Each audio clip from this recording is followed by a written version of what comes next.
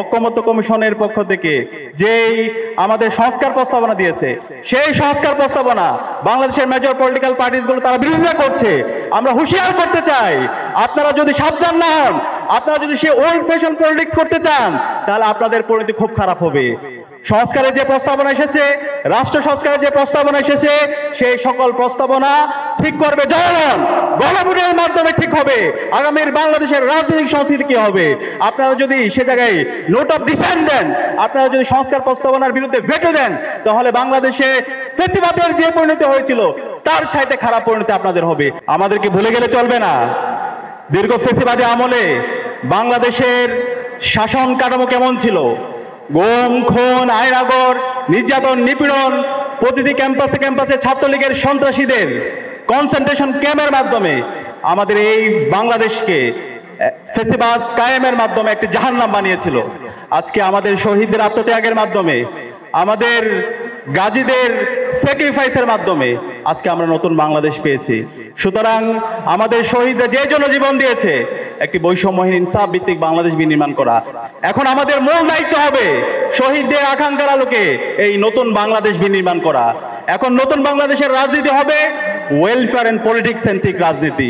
নতুন বাংলাদেশে muscle politics চলবে না, চাঁদাবাজির রাজনীতি চলবে না, টেন্ডারবাজির রাজনীতি চলবে না, নতুন বাংলাদেশে ফাও খাওয়ার রাজনীতি চলবে না।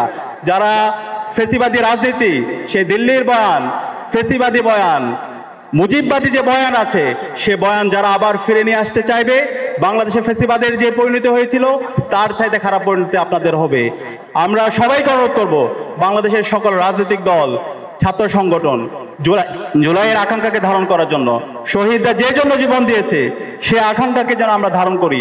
আমরা সবাইকে শ্রদ্ধার সাথে বলবো, যারা প্রবীণ রাজনীতিবিদ আছে, আমাদের কাছে মনে হচ্ছে আপনারা জুলাইয়ের আকাঙ্ক্ষাকে ধারণ করছেন না। আপনাদের মধ্যে আমরা দাম্ভিকতা দেখতে পাচ্ছি। আজকে যে নতুন বাংলাদেশ পেয়েছেন, সেই বাংলাদেশ আমাদের শহীদদের আত্মত্যাগের মাধ্যমে এসেছে। সুতরাং শহীদদের যে প্রত্যাশা, শহীদ পরিবারের যে প্রত্যাশা, নতুন বাংলাদেশের সবার যে প্রত্যাশা, সেই প্রত্যাশার কথাগুলো যেন আমরা ভুলে না যাই। আমরা সবাইকে অনুরোধ করব, আজকে আমরা দেখতে পেয়েছি বিগত ফ্যাসিবাদী আমলে একটা দল সবসময় মুক্তিযুদ্ধ ইন্ডাস্ট্রি দিয়ে সবসময় ফ্রেমিং করতো। শাহাদাত কায়েম করার মাধ্যমে বাংলাদেশে ফ্যাসিবাদ কায়েম করেছিল। আমরা যখন নির্বাচন করছিলাম, সেই নির্বাচনের ক্যাম্পেইনের সময় আমরা আরেক ধরনের ব্যবসায়ীদেরকে দেখতে পেয়েছি, যারা সবসময় জুলাইকে ব্যবসা করতো, জুলাই নিয়ে চেতনা ব্যবসা। আমরা বলতে চাই, নতুন বাংলাদেশে মুক্তিযুদ্ধ ইন্ডাস্ট্রির ব্যবসা চলবে না, একই সাথে জুলাইয়ের যারা চেতনা ব্যবসা করতে চাইবে সেই ব্যবসাও চলবে না।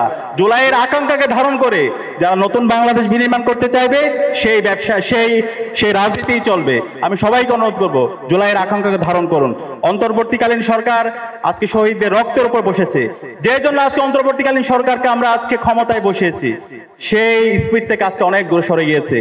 আজকে অন্তর্বর্তীকালীন সরকারের প্রধান এবং প্রথম কাজ ছিল জুলাইয়ের শহীদদের আকাঙ্ক্ষাকে ধারণ করে খুনি হাসিনা এবং তার দোসরদের বিচারের আওতায় নিয়ে আসা। অন্তর্বর্তীকালীন সরকারের দায়িত্ব ছিল আজকে আমাদের যে ফ্যাসিবাদী কাঠামো আছে, সেই ফ্যাসিবাদী কাঠামোকে ভেঙে চুরমার করে দেওয়া এবং নতুন রাজনৈতিক সংস্কৃতি বিনির্মাণ করা। কিন্তু আজকে অন্তর্বর্তীকালীন সরকারের পক্ষ থেকে, ঐক্যমত্য কমিশনের পক্ষ থেকে যেই আমাদের সংস্কার প্রস্তাবনা দিয়েছে, সেই সংস্কার প্রস্তাবনা বাংলাদেশের মেজর পলিটিক্যাল পার্টিসগুলো তারা বিরোধিতা করছে। আমরা হুঁশিয়ার করতে চাই, আপনারা যদি সাবধান না হন, আপনারা যদি সে ওল্ড ফ্যাশন পলিটিক্স করতে চান, তাহলে আপনাদের পরিণতি খুব খারাপ হবে। সংস্কারের যে প্রস্তাবনা এসেছে, রাষ্ট্র সংস্কারের যে প্রস্তাবনা এসেছে, সেই সকল প্রস্তাবনা ঠিক করবে জনগণ, গণভোটের মাধ্যমে ঠিক হবে আগামীর বাংলাদেশের রাজনৈতিক সংস্কৃতি কি হবে। আপনারা যদি সে জায়গায় নোট অফ ডিসেন্ট দেন, আপনারা যদি সংস্কার প্রস্তাবনার বিরুদ্ধে ভেটো দেন, তাহলে বাংলাদেশে ফ্যাসিবাদের যে পরিণতি হয়েছিল তার চাইতে খারাপ পরিণতি আপনাদের হবে। আমি সকল রাজনৈতিক দলকে এবং সকল ছাত্র সংগঠনকে অনুরোধ করব, এখনো সময় আমাদের ন্যাশন বিল্ডিং এর জন্য। বাংলাদেশ রাষ্ট্রের আজকে 54 বছর আমরা এত দেওয়ার পরও, ঐতিহাসিক সুযোগ পাওয়ার পরও আমাদের বাংলাদেশকে যদি আমরা বিনির্মাণ করতে না পারি, তাহলে আমাদের এই শহীদরা আমাদেরকে ক্ষমা করবে না।